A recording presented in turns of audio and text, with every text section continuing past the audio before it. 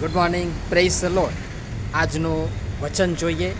એ માટે હે બીજાઓનો ન્યાય કરનાર માણસ, તું ગમે તે હોય, તું બહાનું કાઢી શકશે નહીં. કેમ કે જે બાબત વિશે તું બીજાઓનો ન્યાય કરે છે તેમાં તું પોતાને અપરાધી ઠરાવે છે.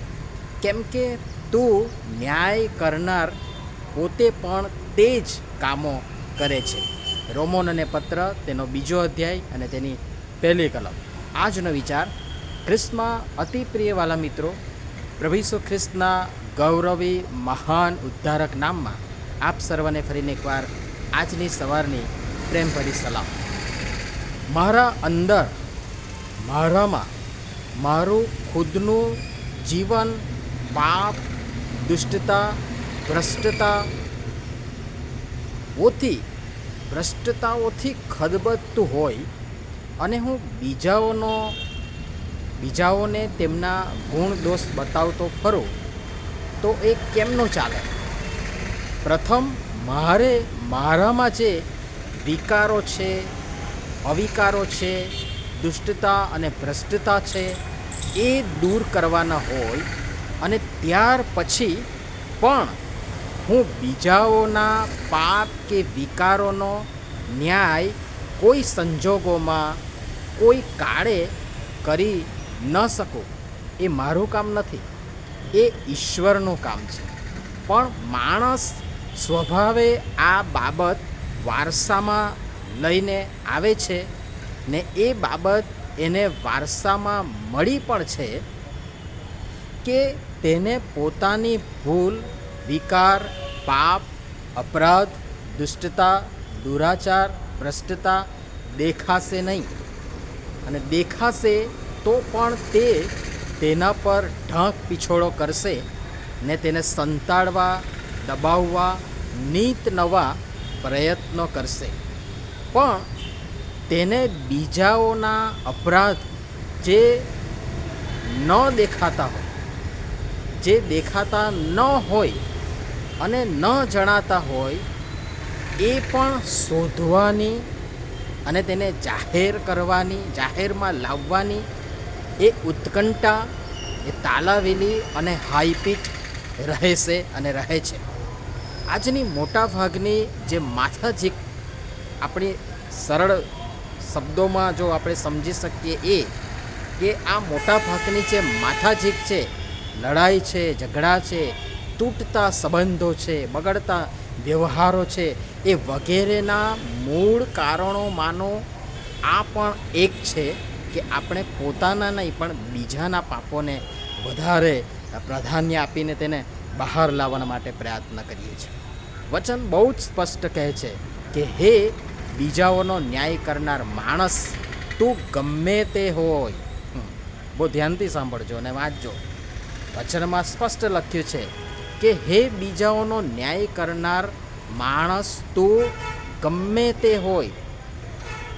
આપણે કહીએ છીએ ને ઘણી બધી વખત કે તું ભલે જે હોય તે, મોટો ચમરબંધી હોય, મોટો ઘા હોય, તેમ તું ગમે તે હોય. વચન શું કહે છે તો કે તું ગમે તે હોય, ભલે ને ગમે તેટલો ધાર્મિક હોય, મોટો હોય, માલતુજાર હોય, વગદાર હોય, જોરદાર ઓળખાણ ધરાવતો હોય, આગેવાન હોય, ધનવાન હોય, પદાધિકારી હોય, ઘણી બધી સમૃદ્ધિ હોય, ઘણી બધી સવલત હોય, ઘણી બધી ઉપલબ્ધિઓ હોય, ગમે તે હોય, તું બહાનું કાઢી શકશે નહીં.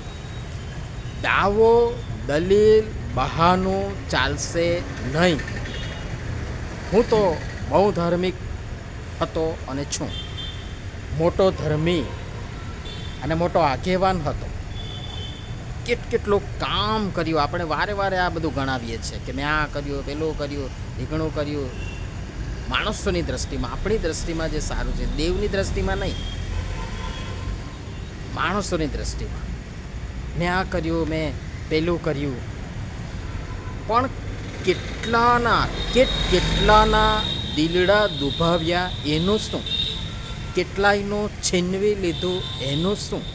કેટલાયનું પડાવી લીધું એનું શું? કેટલાયનું કરી નાખ્યું એનું શું? કેટલાયના નાશ અને અધોગતિનું કારણ અને નિમિત્ત બન્યો એનું શું? કેમ કે જે બાબત વિશે તું બીજાઓનો ન્યાય કરે છે તેમાં તું પોતાને અપરાધી ઠરાવે છે. જે બાબત વિશે હું બીજાઓનો ન્યાય કરું એમાં હું પોતે અપરાધી છું. પોતે અપરાધી છું જ કે અપરાધી ઠરી ચૂક્યો છું. કેમ કે તું ન્યાય કરનાર પોતે પણ તે જ કામો કરે છે. વચનમાં સ્પષ્ટ લખ્યું છે કે તું ન્યાય કરનાર પોતે પણ તે જ કામો કરે છે. હું જ ગોળ ખાતો હોઉં તો બીજાને ગોળ ન ખાવાની સલાહ ન આપી શકું. અને અત્યારે તો આ ગોળવાળી વાત તો બહુ જૂની થઈ ગઈ. અત્યારે સાંપ્રત સમયની જે વાત કહું તો હું મોબાઈલ જોતો હોય 24 કલાક તો પછી મારા બાળકોને પણ હું નથી કહી શકતો કે ભાઈ તમે વધારે મોબાઈલ ના જુઓ. તો એના માટે મારે પોતાને સુધારો લાવવો પડશે. મારે પ્રથમ બંધ કરવું પડશે, સુધરવું પડે.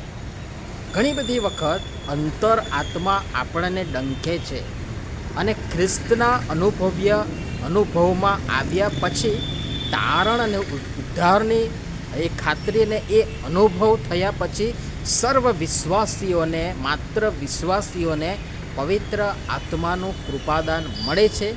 એ સંબોધક એ સર્વ સત્યમાં દોરી જતા વારંવાર સતત આપણને કોસે છે, દોરે છે, ટક કર્યા કરે છે. પણ આપણે ધ્યાન ક્યાં આપીએ છીએ? આ જગતનું ઘોંઘાટભર્યું વાતાવરણ અને આપણી ભાગમભાગ આપણને તેમનો ધીરો, મીઠો, પ્રેમી અવાજ સાંભળવા નથી દેતા. અને આપણે હંમેશા દેહ અને તેની ગંદી વાસનાઓ, દુષ્ટ બાબતોને જ પ્રાધાન્ય આપીને, મહત્ત્વ આપીને તેને આધીન થઈએ છીએ અને તેને સંતોષીએ પણ છીએ.